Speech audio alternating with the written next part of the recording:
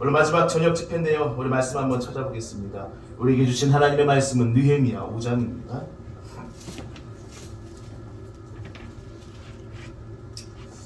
느헤미야 5장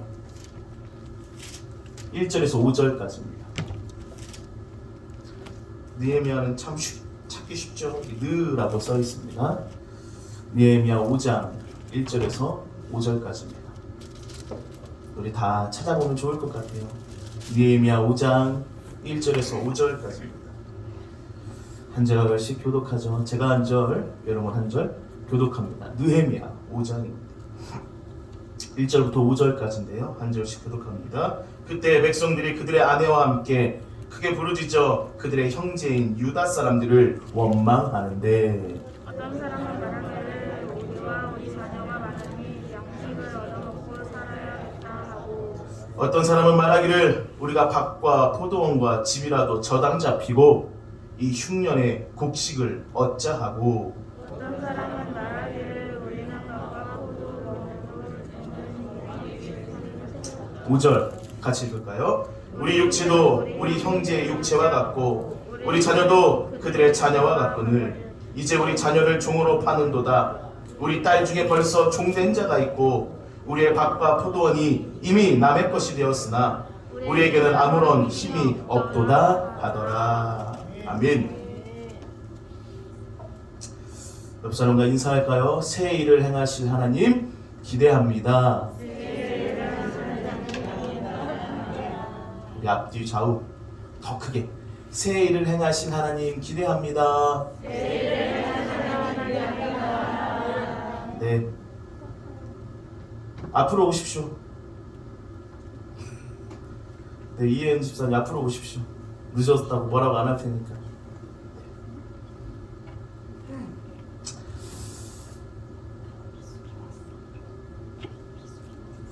광고 말씀 또 한 가지 빼먹었네. 저 뒤에 우리 뒤에 한번 볼까요? 네, 우리 대명교회 통리 대명교회에서 같이 사역했던 우리 김강성 목사님 그리고 우리 조은정 사모님인데요. 이렇게 서울에서 태백에서 목회하다가 서울에서 부목사하고 이렇게 잠깐 태백에 내려왔는데요. 같이 오늘 집회에 참석했습니다. 우리 김강성 목사님, 우리 조은정 사모님 같이 박수 한번 보여주세요. 제가 정말 좋아하는 후배고요. 또 우리 은정 사모님은 제가 설교 때 몇 번 얘기했죠. 우리 CCC 도계 캠퍼스에서 간사로 일하고 있습니다. 너무나 훌륭한 귀한 목사님 사모님인데요. 오늘 이 예배에 같이 참석해 주셔서 너무나 기쁩니다. 또 이 마지막 날 우리 이은 집사님이 또 오셨네요. 역시 마지막엔 꼭 오셔서 감사합니다. 지금까지 말씀 다 이렇게 쭉 이어보면 기억하시죠? 백성들이 오늘 새벽까지 한 손에는 쟁기를, 한 손에는 무기를 들고 예루살렘 성벽 재건을 계속 하고 있었습니다. 특별히 느헤미야의 주의 아래서 적의 습격을 대비하면서 쉴 새 없이 낮과 밤 파수꾼을 세워가지고요 열심히 성벽을 재건하고 있었습니다. 그런데 오늘 말씀 보니까 뜻하지 않는 내부의 사건이 하나 터지게 됩니다. 오늘 말씀 한번 볼까요? 5장 1절입니다. 5장 1절 여러분 목소리로 시작. 그때 백성들이 그들의 아내와 함께 부르짖어 그들의 사람을 원망하는데, 오늘 말씀 보니까 가난한 백성들이 몰려와서 크게 부르짖으며 유대 자신의 형제들을 원망했다. 여기서 히브리어 원어를 보면은요, 이 가난한 자들의 비명 소리가 엄청나게 크게 울려 퍼졌다라는 원문을 보고 있습니다. 특별히 1절 말씀 보니까 그때 백성들이 그들의 누구와 함께? 아내와 함께. 그리고 아내와 함께 여러분 부르짖었다는 것은 이들의 원망이 지금 집안 살림에 관련되어 있다는 것을 의미하고 있죠. 여러분 생활고에 시달리면 역시 살림을 도맡아야 하는 주부들이 가장 먼저 피로감을 느낍니다. 여러분 지금 생각해 보십시오. 예루살렘 성벽을 잘 재건하고 재건하려고 하는 이때 유다 사람들에게 엄청난 어떠한 일들이 지금 사건이 터진 거죠.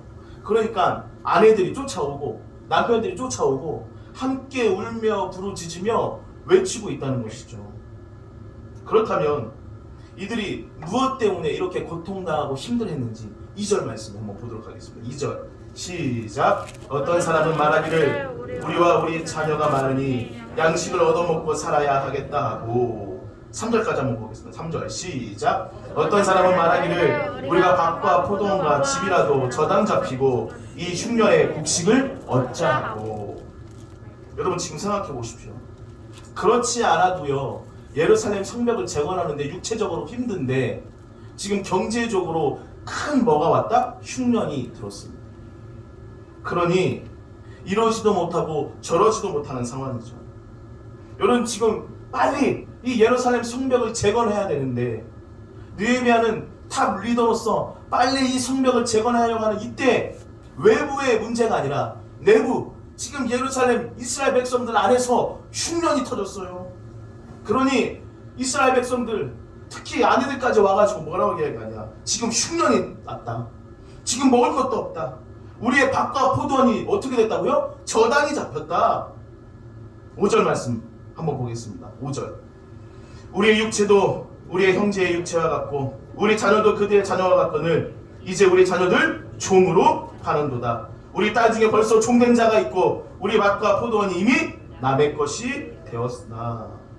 여러분 지금요 빚을 내가지고요 엄청나게 담보를 잡아가지고요 지금 쌀과 곡식과 바꿔먹는 그런 상황까지 이르렀다는 것이죠. 특별히 이 담보를 잡아가지고 자녀를 담보로 우리가 돈을 빌리고 살았는데요 이 돈을 빌려다가 갚지 못하니까 어떻게 해요? 내 자녀를 뇌로까지 팔아야 되는 상황까지 처참한 상황까지 벌어지게 되었다는 것이죠. 여러분 지금 성벽 재건 같은 이때껏 해보지도 못했던 가장 큰 프로젝트예요.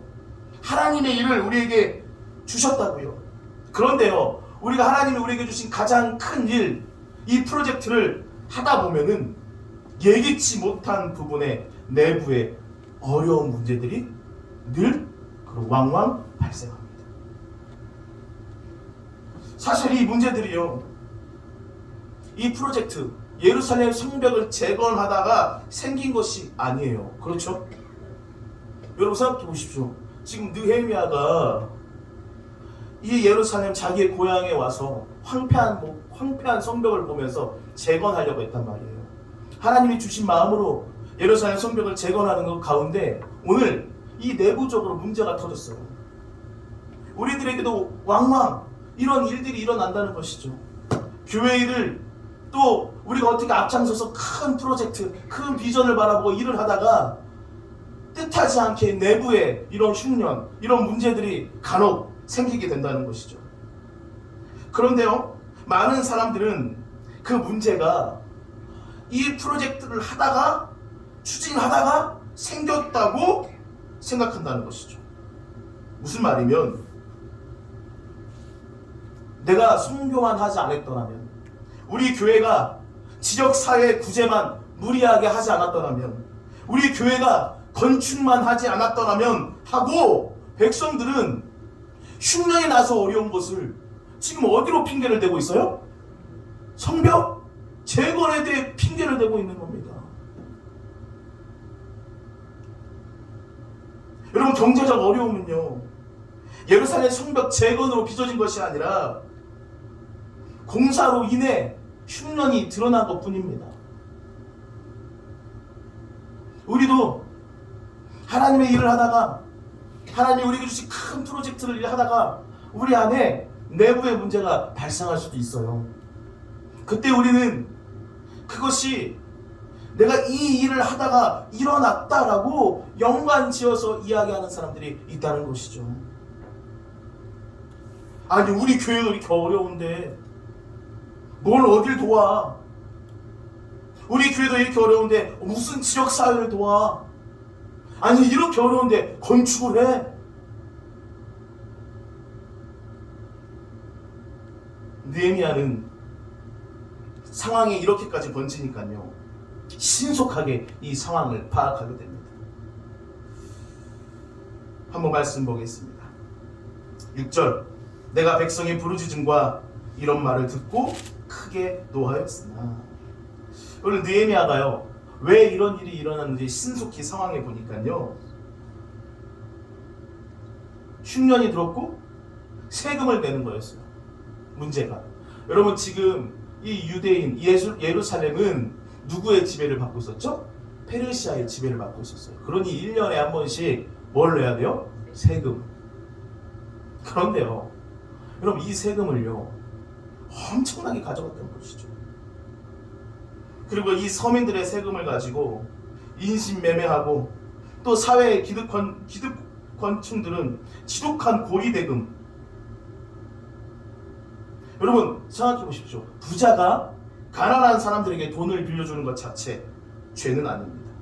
그런데요 지금 지독한 흉년과 불경기에 신음하는 가난한 형제들에게 이자 없이 돈을 빌려줄 것과 가난한 자의 물건은 오랫동안 저당 잡지 말라는 이 성경의 말씀을 예루살렘과 유다 백성들은 다 알고 있었어요. 그런데 이들은 하나님의 명령을 지키지 않았고 이 하나님의 율법을 뻔히 아는 특권층들이 형제와 이웃의 사정을 알면서도 혹독하게 여러분 그 일을 행했다는 것이죠.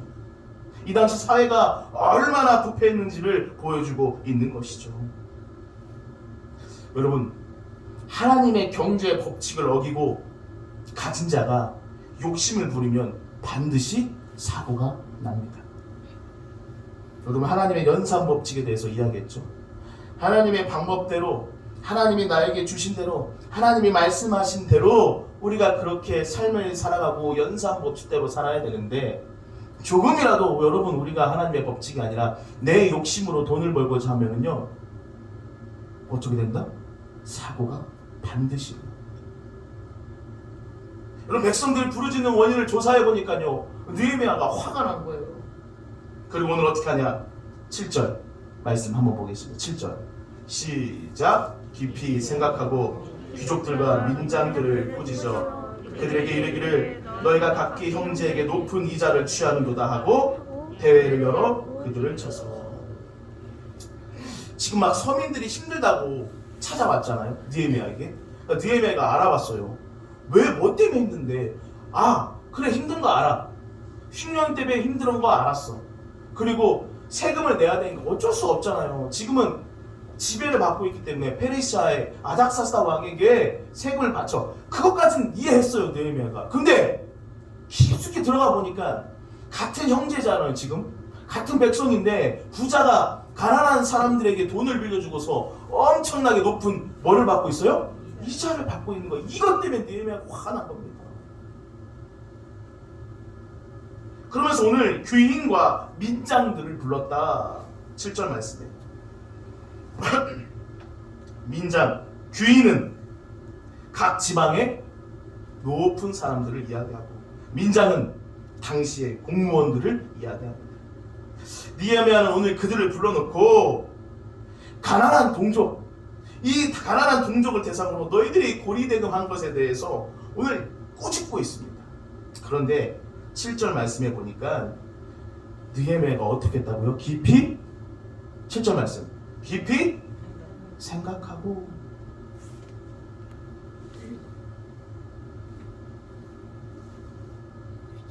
우리 민족은요, 저와 여러분 우리 민족은요 분노하면 분노의 감정을 잘 다스리지 못합니다.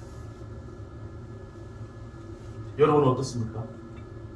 코로나가 길어지면서 우리들에게도 분노가 점점 많이 일어났죠. 그래서 제가 우스갯소리로 얘기하지만 우스갯소리가 아니라 전철에서 마스크 안 쓰면 싸워요 안 싸워요? 싸워요. 아직 태백과 봉화는 마스크 안 써도 안 싸우는데요. 서울만 가도요 마스크 안 쓰고 타면요 난리 납니다. 그렇죠 김강성 목사님? 난리 나요. 그리고 자가격리 제대로 하지 못했다고 전기톱을 들고 찾아갔잖아요. 아니 이게 여러분 다 분노에서 일어난 겁니다. 분노. 오늘 느헤미야는 이 소식을 듣고 분노했지만 자신도 자신의 감정을 제어하지 못할 것 같아서 오늘 어떻게 했다고요? 깊이 생각했다는 것이죠. 여러분, 저와 여러분이 우리가 감정이 상해서 폭발할 때 취할 수 있는 놀라운 처방의 시간은 조용한 시간, 깊이 생각하는 것입니다. 오늘 새벽에도 말씀드렸듯이 나는 죽었다, 나는 죽었다, 나는 죽었다 라고 기도해야 되는 것이죠. 여러분, 우리는 감정에 취해서 너무나도 큰 일, 하나님이 주신 비전과 프로젝트를 잃어버리고 그 일을 해내지 못할 때가 여러분 감정으로 인해 정말 많이 있어요.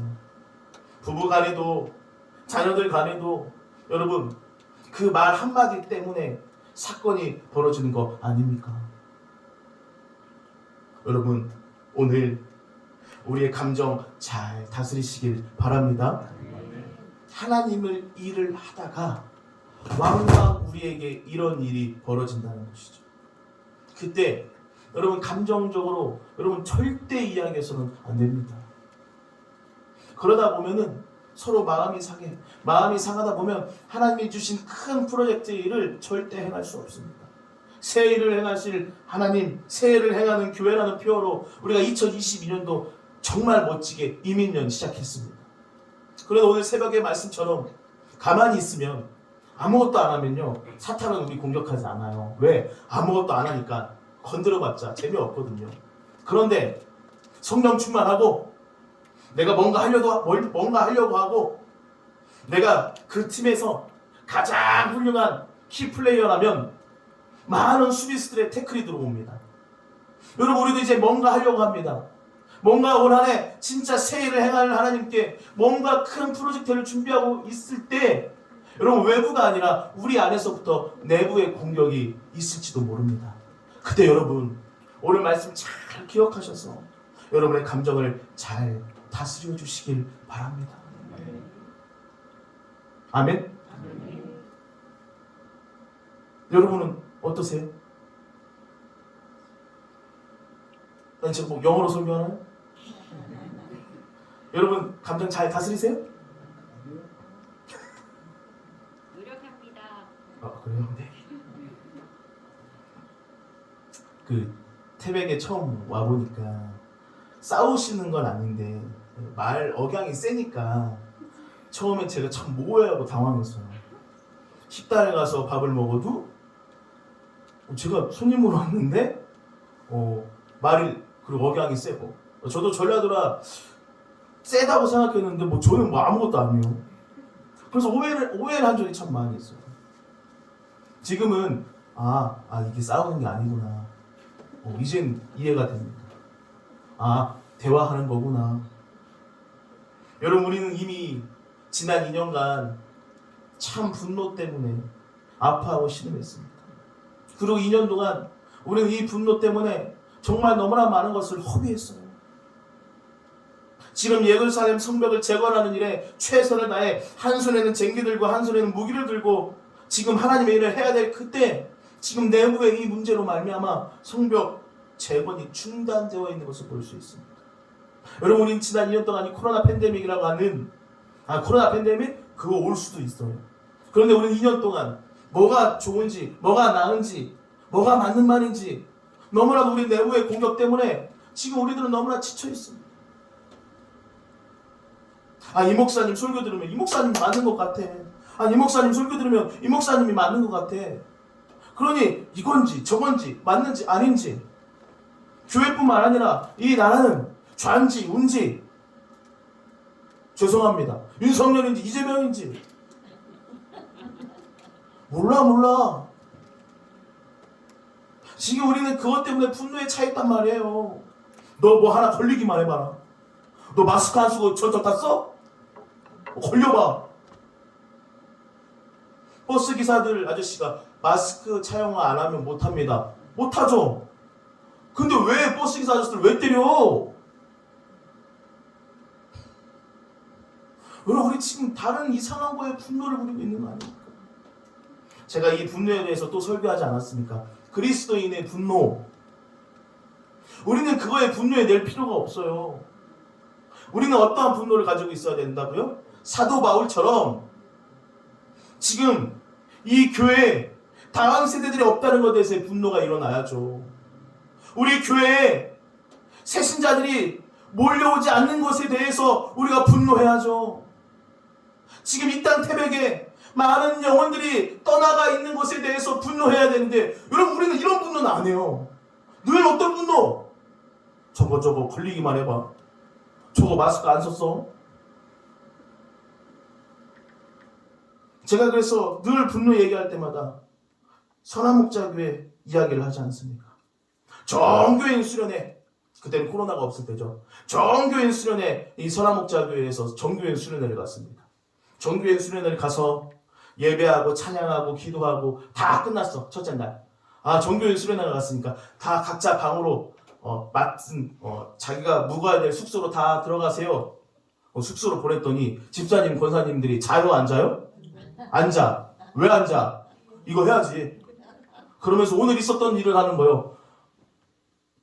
오늘 고기루 집사 봤어? 그 뚱뚱한데 왜 이렇게 짧은 치마를 입고 다녀? 오늘 현진이 권사 봤어? 예배 때 항상 졸더라고. 그 선한목자교에서도 막 그런 일들로 잠을 안 자는 거예요. 그러니까 이 유기성 목사님이 부목사님들 다 불러다가, 이거 큰일이다. 각 방에 들어가가지고 선한목자교회가 앞으로 10년 동안 뭘 준비해야 되는지 A4 3장을 줄 테니 그곳에 선한목자교회가 나가야 될 방향 10년 동안 우리가 뭘 준비해야 되는지, 우리 교회가 10년 동안 어떤 다음 세대를 해야 되는지 다 그곳에 적게 해라. 그랬더니 갑자기 바로, 아주 그냥 바로. 여러분, 지금 우리는 잘못 분노를 내고 있지 않습니까? 여러분, 우리는 지금 지난 2년 동안 너무나도 잘못된 분노를 하고 있지 않냐고요. 사도 바울이 교회를 바라보며 하나님이 받아야 될 영광이 다른 이방 신들에게 빼앗기는 그것을 보면서 분노가 일어나서 그곳에 여러분 고린도 교회를 세웠잖아요. 여러분 우리에게 이러한 분노가 있어야 되지 않을까요? 너 뭐 하나 잘못했어? 너 하나 실수했어? 너 이게 아니라 이 땅 태백에 여러분 감리사님이 말씀하셨죠? 동부연회 1년 결산하는데 30억이 줄었다는 것이죠. 그 30억이 줄었다는 것은 뭘 얘기하냐? 많은 교회가 문을 닫고 어렵다는 것이죠. 우리는 그때 우리끼리 분노하고 뭐가 잘못했네, 뭐가 잘됐네. 여러분 우리 이렇게 허비할 게 아니고 참 어려운 이때 하나님이 우리에게 말씀하신 새 일, 뭔 일을 할 수 있을까라고 우리가 주님 앞에 기도해야 되지 않겠습니까? 이 마지막 시간, 오늘 느헤미야는 깊이 생각하고 귀족들과 민장들을 향해 이야기했다는 것이죠. 저와 여러분,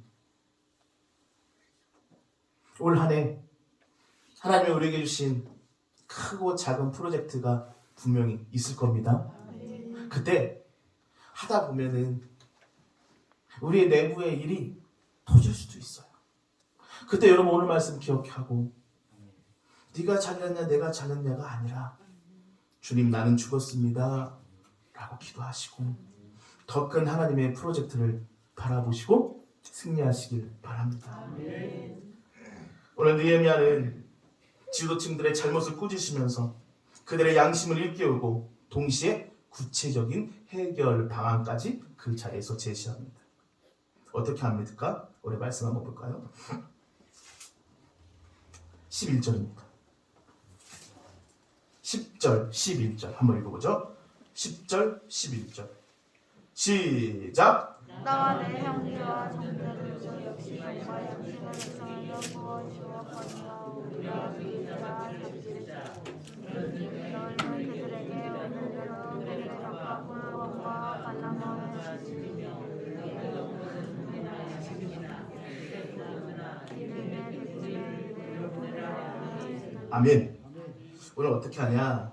한 걸음 더 나아가서 저당 잡힌 물건들은 다 돌려주고 밭과 포도원과 감람원과 집은 가난한 백성들이 생계를 이어가기 위한 기본적으로 필요한 것들이니 이것을 담보로 잡았다면 무조건 다 돌려주고, 그리고 돈이나 곡식이나 포도주와 기름은 100분의 1을 돌려주라고 했습니다. 사실 여러분, 우리가 이렇게 앉아서 쉽게 이 말씀을 보지만 이 가진 자들이, 기득권들이 자기가 가진 것을 포기하고 나눠준다는 게 쉬울까요? 안 쉬울까요? 어렵죠. 우리는 그냥 이곳 안에서 이렇게 성경을 보지만 이 기득권들에게는 이것이 너무나 힘들고 어려운 거예요. 여러분, 내 것 이거 하나 내려놓기도 사실 어려운 거 아닙니까? 내가 가진 거 이거 하나 때문에 여러분, 우리가 그렇게 이 악물고 살아가는 거 아니에요? 그런데 이것을 내려놔라? 그리고 느헤미야, 네가 뭔데? 그런데요, 놀라운 것은 이 파격적인 해결 방안에 이들이 아멘했다는 것입니다. 12절입니다. 12절 시작. 그들이 말하기를 우리가 당신의 말씀대로 행하여 돌려보내고 그들에게서 아무것도 요구하지 아니하리다 하기로 내가 제사장들을 불러 그들에게 그 말대로 행하겠다. 어떻게 뭐까지 했다고요? 맹세까지 했어. 맹세까지. 여러분, 쉽지 않은 일이었어요. 기득권들이 자기가 가진 것을 내려놓는 거. 여러분, 우리나라도 사실 이 밥그릇 싸움 때문에 이렇게 된 거 아닙니까? 기득권들 때문에 이렇게 우리가 늘 말하는 건 저 같이 좀 잘 먹고 잘 살자 아니요. 제가 군대에 갔더니 혹시 이곳에 앉아 계신 남자분들은 더 심했지만 저도 군대에 갔더니 2병, 1병, 상병, 병장 있잖아요. 2병, 1병 때는 엄청 뭘 다 못해. 그러니까 상병이 돼야 그나마 뭘 할 수 있어요. 예를 들면 참 유치한 건데요. 2병, 1병은 비누밖에 못 써요. 오이비누. 오이비누 하나로 모든 걸 다 합니다. 머리, 세수, 온몸, 뭐 빨래 다 해. 근데 상병을 딱 달면 뭘 쓸 수 있냐? 도부 샴푸를 쓸 수 있어요. 유치하죠? 유치해요. 근데 우리는 그날만 기다려. 상병이 되기만 해. 그러면서 상병 병장쯤 되면은 너무 좋잖아요, 그렇죠? 비누도 쓸 수 있고, 누울 수도 있고. 2병, 1병이 어떻게 누워요? 누웠다가 난리죠. 그러니까 2병, 1병 때는 어떤 생각을 하냐? 이제 우리가 나중에 고참이 되면은 다 쓰게 하자. 응? 다 쓰게. 이거 뭐 추잡하게 다 쓰게 하자. 근데 이들이 상병이 되고 병장이 되면 쓰게 해요, 안 해요? 뭘 그렇게 잘 알아? 군대 나갔다 하던데. 우리의 심리가 이렇다고요. 우리의 심리가 이래요. 2병, 1병 때, 야, 우리 고생했다. 야, 고생했어. 우리 나중에 고참 되면은, 기루야, 애들 다 쓰게 하자. 샴푸도 쓰게 하고, 몸 씻는 것도 다 쓰게 하고, 샤워 타월도 못 써요. 이해가 안 가는 표정으로 보시겠지만, 군대가 그래요. 병장 대와 아마 샤워 타월도 씁니다. 그러니 우리가 그래요. 야, 우리 바꾸자, 우리가 고참 되면은 다 쓰자. 다 쓰면 되지 않냐? 다 쓰자. 오케이. 야, 우리 이거 힘있게 이겨내자. 저랑 이제 동기가 고참이 됐어. 그럼 뭐라고 하냐? 야, 규리야, 우리 옛날에 그 힘들었을 때 다 바꾸자고 했잖아. 바꾸자. 그럼 내가 뭐라고 하지? 야, 그것 때문에 우리가 그 고생했는데 요즘 애들이 안 돼. 더 빡세게. 그래서 더 하나 뭘 추가해. 여러분, 2병, 1병은요 젓가락도 못 써요. 젓가락 유치부 애들도 쓰는데. 병장 태야 젓가락 써요. 몰랐죠? 숟가락 하나예요, 군대는. 병장 달아야 그나마 젓가락을 써요. 여러분, 젓가락은 영화부 애들도 써요. 그런데 20살 성인들이 젓가락을 못 쓴다니. 우리가 좋은 세상을 만들자. 그런데 막상 그렇게 되면 안 돼요. 이들이 자기네 것을 내려놓고 오늘 느헤미야가 얘기했던 것처럼 모든 것을 다, 이 파격적인 제안, 내가 저당 잡은 물건들 다 돌려주고, 밭과 포도원, 감람원 다 돌려주고, 돈이나 곡식이나 포도주, 기름 다 100분의 1 돌려준다? 여러분, 그 샴푸 하나도 못 쓰게 하는데 이것을 돌려준다? 여러분, 권리 포기, 자아 포기, 뭐 이런 말들 있잖아요. 정말 어렵습니다. 그런데 여러분, 왜 어떻게 이런 일들이 가능했냐 이겁니다. 어떻게 이런 일들이 가능했겠냐고요. 보겠습니다. 여러분, 왜 어떻게 이 기득권층들이 느헤미야의 말에 순종할 수 있었는지 그 이유가 오늘 본문 말씀에 나와 있습니다. 15절 한번 보겠습니다. 14절, 15절, 14절, 15절 시작. 또한 유다 땅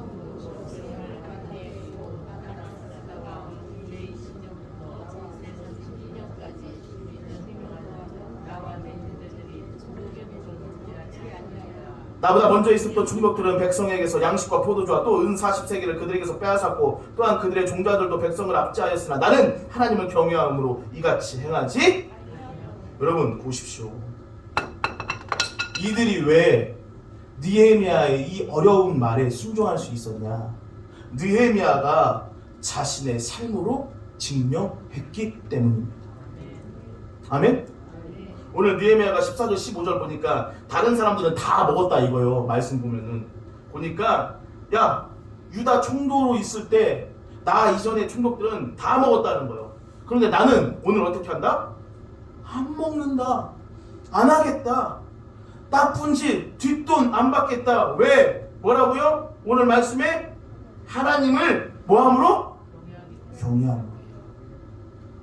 그러니 느헤미야는요, 말만 앞서가지고 하지 말자가 아니라 자기가 그렇게 삶을 살아가고 있었기 때문에 많은 사람들의 기득권들은 느헤미야 말에 순종할 수 있었던 것이죠.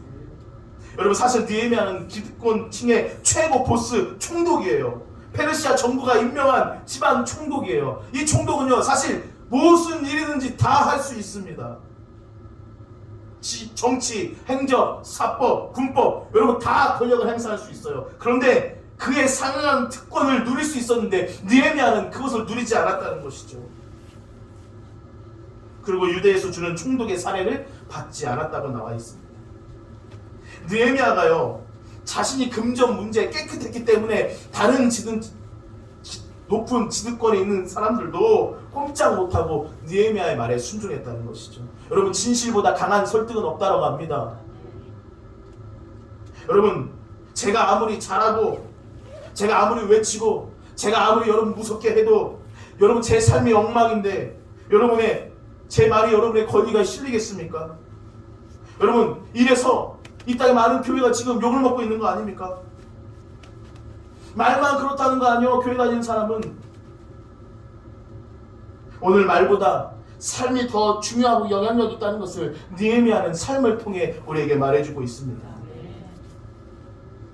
그래서 제가 이렇게 이야기했잖아요. 늘 제가 화이트 셔츠 입고 넥타이 맸다고 해서 제 삶이 이 강대상에 있다고 해서 이 삶이 아니라, 저는 이 예배가 끝난 후 화이트 셔츠를 벗고 넥타이를 벗고 이 밑에의 삶이 저에게는 진짜 삶이다. 그러니 여러분, 제 모습에 속지 마시길 바랍니다.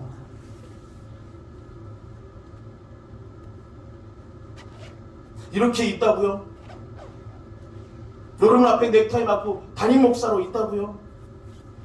이 모습에 속지 마시고 제 강단 아래의 삶, 그럼 진짜 고기로 목사는 어떻게 살고 있는지, 저뿐이겠습니까? 여러분 모두가 다 직분자, 장로님, 권사님, 집사님, 성도님, 우리 모두가 다 하나님 앞에 직분자로 모였는데 이 예배의 삶보다 우리 이 예배가 끝난 후 아멘 그 다음이 중요하다고 제가 많이 이야기했는데, 여러분 올 한 해 우리 삶으로 증명합시다. 이찬수 목사님의 책 제목 중에 삶으로 증명하라. 삶이 이것만이 영원히 남는다는 것이죠. 그러면 여러분 또 웃긴 건, 그럼 도대체 느헤미야는 왜 어떻게 이렇게 세상의 이익에 초연할 수 있냐? 어떻게 느헤미야는 물만 먹고 살았냐? 어떻게 그럴 수가 있냐? 19절에 그 답이 있습니다. 19절 한번 보겠습니다.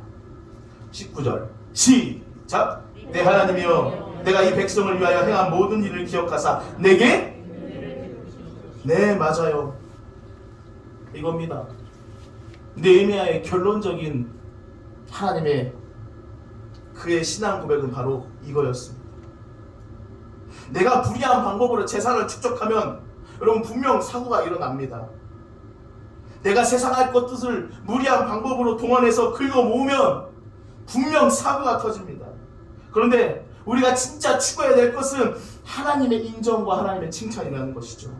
오늘 느헤미야는 뭐라고 이야기하냐? 내가 이 백성을 위하여 하나님 내가 이렇게 하지 않았습니까? 그러니 하나님 내게 은혜를 베풀어 주시옵소서. C.S. 루이스는 이런 말을 했습니다. 하늘의 것을 목적하라. 그러면 땅과 하늘을 동시에 얻을 것이다. 그러나 땅의 것을 목적으로 하면 땅과 하늘을 동시에 잃게 될 것이다. 다시 한번 할게요. 하늘의 것을 목적으로 두라. 그러면 땅과 하늘을 다 얻지만 우리가 땅의 것을 목적으로 두면 땅도 하늘도 다 잃어버리게 된다는 것이죠. 제가 어떻게 신학교에 가게 됐는지는 말씀드렸나요? 초등학교 4학년 때 친구의 전도로 처음 교회에 나가게 됐어요. 그때까지는 교회가 뭔지도 몰랐고, 그때까지는 예수님이, 하나님이, 성령님이 누군지도 몰랐습니다. 저는 군산에 살았고 그 친구는 이리 익산에 살았는데 군산으로 전학을 왔어. 전학을 와서 그 친구도 열심히 그 지금 본교회를 다니고 있었죠. 그 친구는, 그 친구의 엄마, 전재홍이라는 친구의 엄마는 아동부 교사였어요. 김현주 권사님처럼. 근데 김현주 권사님이 전도를 앵간히 못해. 그래 맨날 선생님, 담임 목사님이 뭐라고 했을 거 아니에요. 김현주 권사는 아동부 교사인데 전도도 못하네. 그러니까 이 엄마가 너무 스트레스 받으니까 자기 아들한테, 은혜한테, 야 은혜야, 엄마가 맨날 목사님께 쿠사리를 먹으니 네가 대신 엄마를 위해서 전도 좀 해줘라. 그 전재홍이라는 친구가 엄마가 늘 전도 때문에 스트레스 받으니까 재홍이한테, 아들한테 시킨 거예요. 재홍아, 너 전학 갔으니까 그 학교 그 너의 반에서 제일 좀 멍청하게 생긴 놈을 전도해라. 그 누구요? 제일 찔빵하게 생긴 놈을 전도해라. 저요, 저. 그 하루는 익산에서 전학 온 친구가 같이 교회를 가자네요. 그거 가고 싶었어. 그리고 간 교회가 지금 교회입니다. 갔더니 엄청 크게 빨간 글씨로 마태복음 6장 33절 이렇게 크게 써 있었어요. 너희는 먼저 그의 나라와 그의 의를 구하라. 그러면 이 모든 것을 더하시리라. 사실 제가 어린 초등학교 4학년인데 그 말씀을 어떻게 이해하겠습니까? 그 나라와 그의 의? 무슨 말인지 궁금해가지고 담임 목사님을 찾아갔습니다. 담임 목사님 초등학교 4학년인데 당돌하죠. 목사님 도대체 저 마태복음 6장 33절 말씀이 무슨 의미가 있습니까? 그런데 담임 목사님 하는 말, 너는 그냥 신학교를 가라. 예? 그게 여러분 공교의 유주관 목사님이십니다. 제가 가장 존경하는 목사님. 우리 기루가 평화교회 출신 중에 제일 잘 됐다고 지금도 얘기하는 목사님. 우리 엄마는 밥 안 먹었냐 안 물어봤다고 삐지지만 우리 목사님은 저한테 단 한 번도 그렇게 한 적이 없기 때문에 저는 우리 유종환 목사님을 참 존경합니다. 아니 마태복음 6장 33절 말씀을 해석해달라니까 담임 목사님이 갑자기 너는 신학교를 가래. 그래서 제가 신학교를 가게 됐습니다. 담임 목사님이 제일 기뻐해 주시고 제일 사랑해 주시고 제일 잘됐다고 말씀하시고 우리 기주가 제일 잘됐다고 말씀하십니다. 여러분, 이 말씀과 오늘 느헤미야의 19절 말씀이 일맥상통하지 않습니까? 여러분 진짜 제 그 말씀 때문에 저의 목회는 늘 그런 말씀에 향한 말씀이었고 제 삶의 목표는 늘 그것을 향해 달려가고 있습니다. 진짜 여러분 제가 하나님의 나라와 그를 먼저 구했더니요 저 굶어 죽었어요? 굶어 죽었어요? 요즘 살이 더 쪄서 죽었어. 저요 진짜 그렇게 살았어요. 6장 33절 말씀처럼. 어려우면 더 기도했고요. 어려우면 하나님께 더 많이 헌신했고요.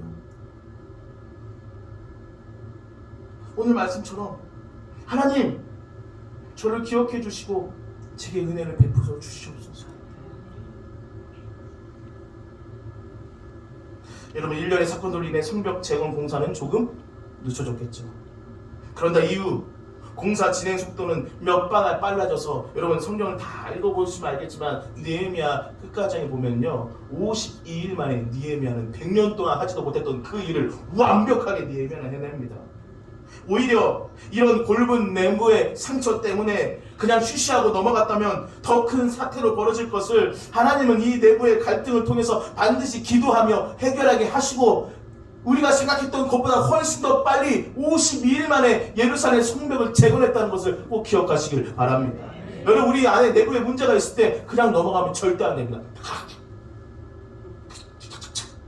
안 돼요.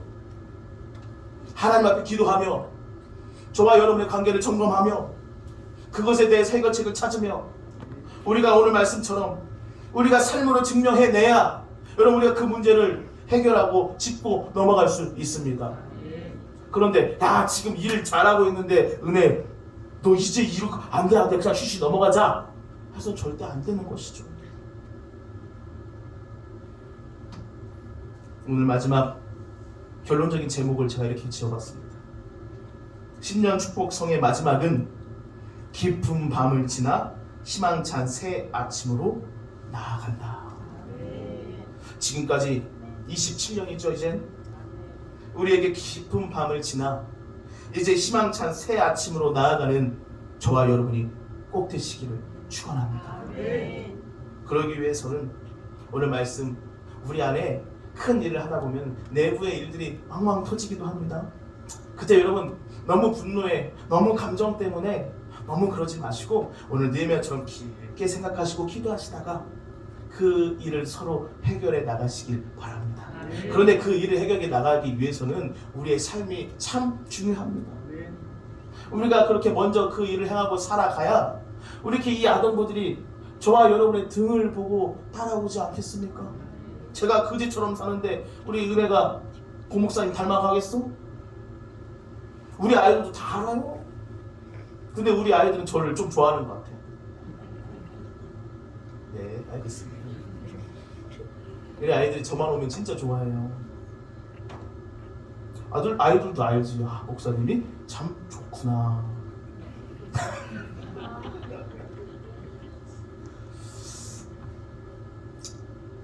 농담이고요.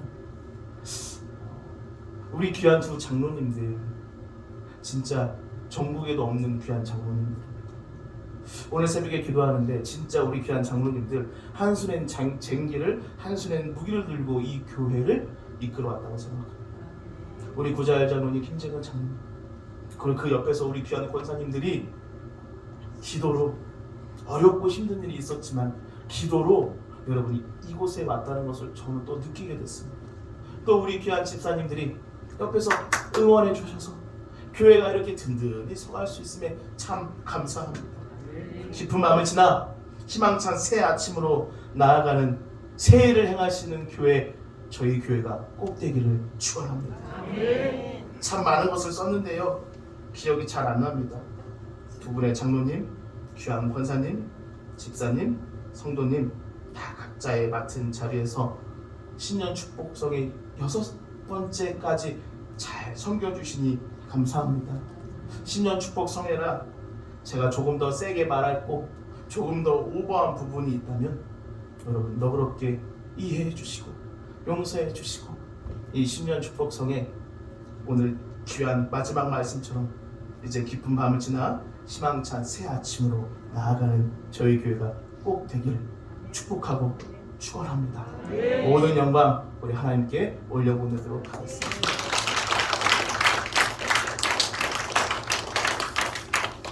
여섯 번 시간 동안 참 많이 준비했습니다.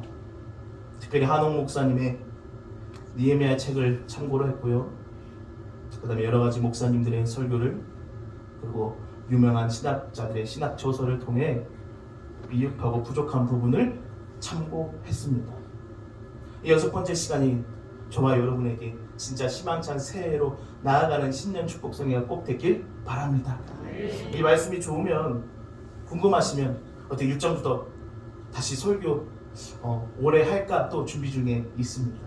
이 여섯 번째 시간까지 여러분 각자 맡은 자리에서 최선을 다해 섬겨 주셔서 감사합니다. 아멘. 우리 귀한 시간이 꼭 되고, 오늘 그래도 이곳에 모였는데요, 우리 마지막에 우리 뜨겁게 우리 찬양했던 것처럼 이번에 주제가죠. 기도하자 우리 마음 아파요.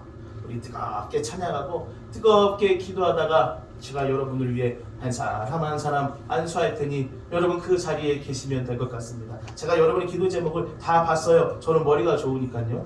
특별히 우리 안수자 권사님은 인과 기도를 위해, 조현숙 집사님도 기가 막히죠? 벌써 임명이 싹싹싹 됐어요. 걱정 마시고 여러분의 기도 제목 다 제가 알고 있으니 그 자리에 앉아 계시면 제가 여러분을 위해서 마음껏 하나님을 대신해서 축복할 때 그 축복이 여러분에게 응답이 되길 소망합니다. 아멘. 이 시간 우리 진짜 뜨겁게요.